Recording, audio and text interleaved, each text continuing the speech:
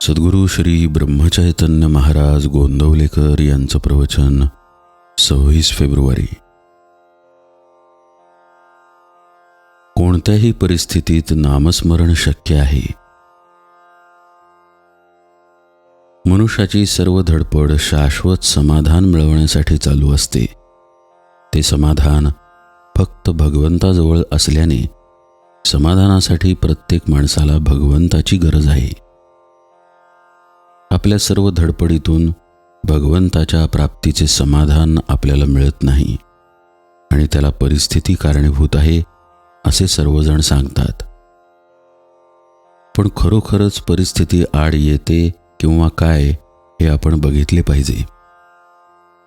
परिस्थिती संबंधी विचार करताना एक बाह्य परिस्थिती आणि दुसरी अंतरस्थिती यांचा विचार करावा लागेल.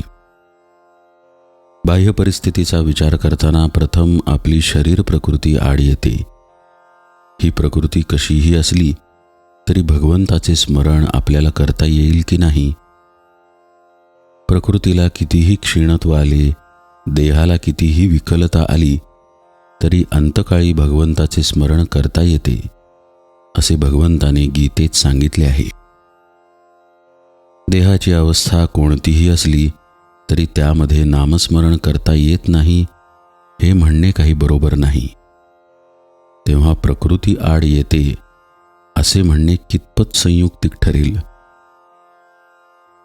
पुष्कळ लोक आर्थिक अडचणींसंबंधी कुरकुर करतात. पैसा नसल्याकारणाने प्रपंचात काळजी उत्पन्न होऊन भगवंताकडे लक्ष द्यायला सवडच मिळत नाही असे बरेच जण सांगतात. पण खरोखर तुम्ही मला सांगा, जगात भरपूर धन मिळवून वैभवाच्या शिखरावर पोहोचलेले कितीसे लोक नामस्मरण करतात. आजपर्यंत किती राजे लोक आपले राजवैभव लाथाडून भगवंताच्या प्राप्तीसाठी बैरागी झाले. आपल्याजवळ पैसा नसणे हे भगवंताच्या प्राप्तीच्या आड येते हे म्हणणे बरोबर नाही. उलट पैसा हा भगवंताची निष्ठा फार कमी करतो. पैसा असला की आपल्याला एक आधार आहे असे वाटते.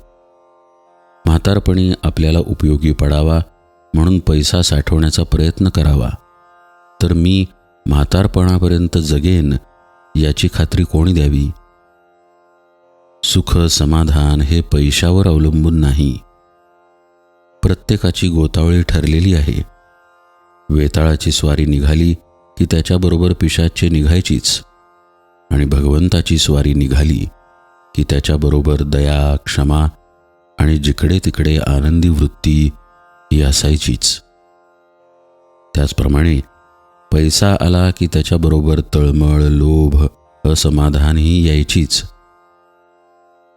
परस्त्री एखाद्या वेळी विषयभोगामध्ये आपल्याला सामील होणार नाही, पण पैसा मात्र आपण वापरू तसा वापरला जातो.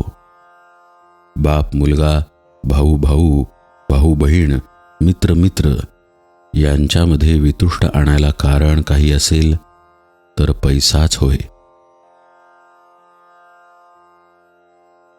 आपण पैसा साठवला तर गैर नाही, पण त्याचा आधार न वाटावा. अनुसंधानाच्या आड त्याला येऊ देऊ नये.